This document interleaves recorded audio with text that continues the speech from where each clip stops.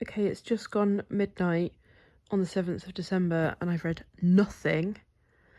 I'm just really distracted by like other things I feel like reading. Like I can smash through this. Yeah, okay, I need to make some progress. I will be accountable. Hello, it's Friday the 12th of December and it is only 20 to 5 and you can see like a tiny bit of blue here, but the light is pretty much it. That's it, it's gone down. Lenny's having a little sleep in his little hammock. And I've been sick.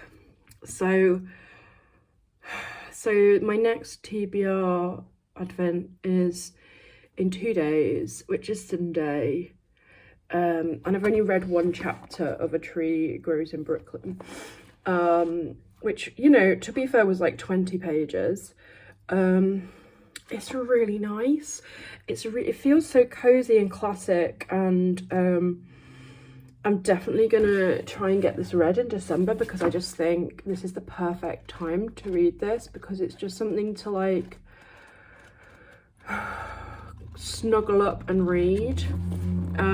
It's not, I don't think it's particularly set in Christmas. It's like a family drama, but it's just such a like, I don't know, and it is quite long really. I normally don't read like super long books, which is a whole thing, because I am really struggling with By the Hundreds in the, I'm not struggling, I just haven't tried with By the Hundreds in Herkyard. However, tomorrow I might try and read a 500-page graphic novel, to do the 500-page book in one day prompt from Herkyard 1, and also do the 500 prompt in Herkyard 2, because I don't think I've even done that. And it's a graphic novel I've had on my TBR for ages. I don't have it on my physical TBR, but I do really want to read it, so that could be a good one, because I'm having a duvet day tomorrow. I've been off work for a few days. I thought I was feeling better today, but my body has proven me wrong. So tomorrow I'm just going to be cozy, I'm going to read.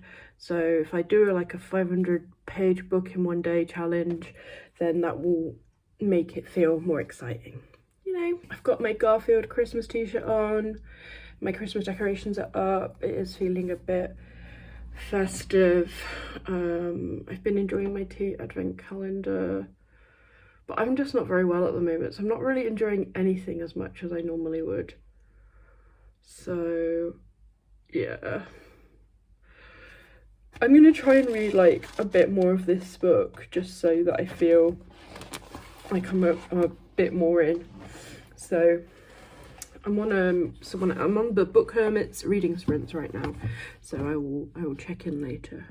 Okay, I'm drinking the rhubarb and custard bird and blend tea from the decaf advent calendar. It was the one from, I want to say it was the one from like day one. No, it probably wasn't day one, but it was in the first week of the advent calendar, and I just hadn't drunk the second cup yet, and I fancied it. It's more like kind of like vanilla and rhubarb, but you know, it's meant to be custard, so it does work. I like it, it's very nice, and it's rooibos. And since I last updated, I am now on page 50 of A Tree Grows in Brooklyn by Betty Smith. It's set in 1912, but it was published in 1943, and it's very much about the poor immigrant experience in Brooklyn. It's about, so far, it's about Neely, who is a boy, and his sister is Francie. She's the main character, actually, Francie. It's about their family, how they're like struggling, and what their day-to-day life is like. She's like a book lover, so she goes to the public library every day and apparently reads a book every day. She's reading all the books in the library in alphabetical order or something. It was really like, it kind of reminded me of like a reading challenge, basically. It was kind of fun hearing her talk about that. But the librarian was mean and never gives her eye contact. Not mean, but just like never even looks up at her. It's very good at painting a picture of the setting. It's very nice to read. Obviously the neighborhood is very diverse and there's a lot of Jewish people, and Francie's family are from Ireland. I think they came over during or after or like at the tail end of the potato famine. So there is some kind of like divisive, I don't know, it feels like they don't get along with the Jewish people that well, and there's a bit of like racist language, but it is interesting. I went to New York in 2023, I want to say, and I went to the Tenement Museum, and it's kind of evoking that, because it's basically like they do live in like cramped conditions, they're extremely poor, they're immigrants, and they're surrounded by other immigrants from all different backgrounds, and it isn't like this sort of harmonious, perfect experience. So yeah, I'm really enjoying it. I've noticed that the book is in multiple parts and I'm coming up to the end of part 1, so I don't know if there's going to be like a time jump, but I will keep going. Okay, so I just finished On a Sunbeam by Tilly Walden because I had to return it to the library and it was so nice. I started it last night and I finished it this morning, and it's just a really beautiful, it was originally published as a webcomic and it's still available on the author's website, so I've put it down for a completed webcomic on Her Kid 1, but on Her Kid 2 it is over 500 pages, and I had such a nice time reading it. Can't believe it took me this long to get to it. It's lovely.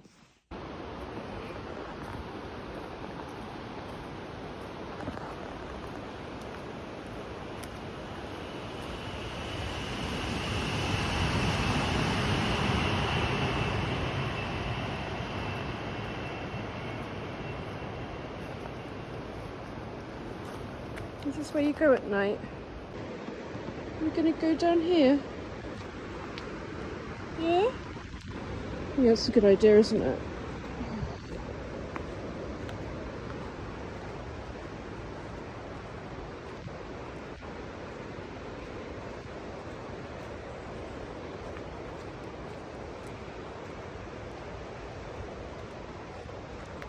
I'm just getting a big sniff of everything while I'm here to protect you from all the dogs.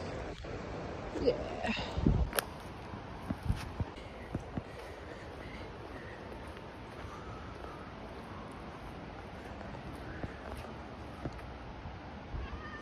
Yeah? Where are we going?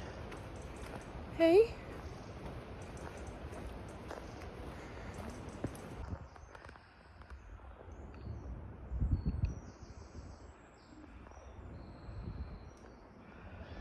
What, is there a dog down there? Okay.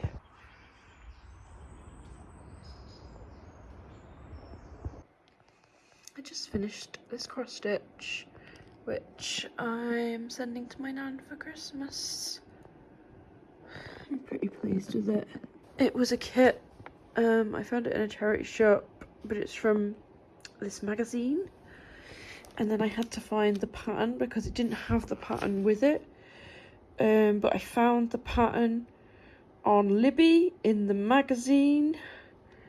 And yeah, obviously theirs looks a bit nicer than mine probably, but I think I did a reasonably good job of it. Yeah, it's not too bad. It's definitely not perfect. The sky I kind of gave up with, all these colours of blue were looking a bit similar after a while. Especially in the dark nights, it's really hard to work out what colour things are. Okay, so update. I'm 90 pages into A Tree Grows in Brooklyn, which is obviously not a huge amount for this book. The second part was a time jump back to how the girls' parents meet. What's her name again? Francie. Yeah, how her parents meet, and then like then like how they have, you know, get married and have babies. And so we're talking about Francie being a baby now. So we're kind of going back to the start of her life. I am enjoying reading it when I pick it up, but I just don't, I'm not like glued to it. So it's kind of like, oh, I don't know, I keep saying it's like comforting because it's just so like, there's something about it that just feels very like cozy, because it's just like historical, but it's really easy to read and it's all about the people. But we are on the day where I have to pick a new book. And so I will continue to read this throughout December, and I think I probably will end up finishing it in December, because I think this is something I could read on like a long training journey and just totally rip through, which is going to happen over Christmas. So that's what I might end up doing. And yeah, so I need to go and find the book I picked out. I'm really trying to complete Tiny Bookshop this weekend because I'm so close. I think I need to do like one more challenge and that's it. But also I want to get my book for the 14th of December.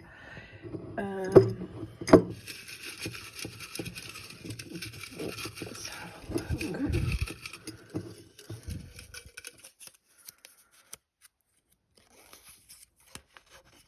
Some of Us Just Fall. Okay, so this is a hardback book. I think it maybe is non-fiction or memoir.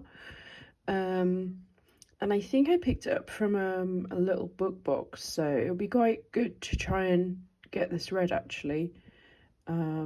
And it may end up being a DNF, but I don't know. I don't really know what to expect from it, but it did intrigue me, so that'll be good. So this is Some of Us Just Fall by Polly Atkin. As you can see, I got it in a book box, so that's why there's no cover. I can't remember what that's even called. Sleeve? I don't even know.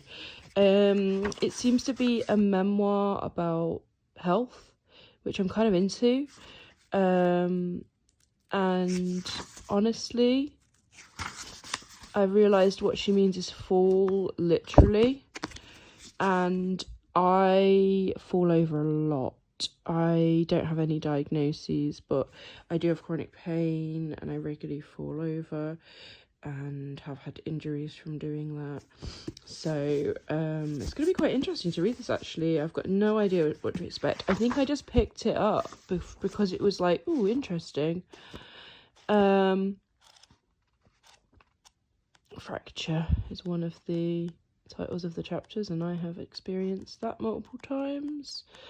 So yeah, I think it looks pretty well written as well. So I would like to get this read, and then I will probably donate it again, because that's normally what I end up doing when I read books. So yeah, I will be in touch next week with an update on A Tree Grows in Brooklyn and how I'm getting on with this one. But in the meantime, I do need to do a video about what I have been reading apart from these books, because I got quite distracted this week and read a load of other books as well instead of reading this solidly, which is fine. I don't think I'm not in like a rush to finish this. It's really kind of easy to pick up and put down again, and I'm just glad I'm getting to these books, because I don't think I would have picked them up on a whim unless I did the little TBR jar thing. So that's really, really great, and that's the whole point. I will be back next week.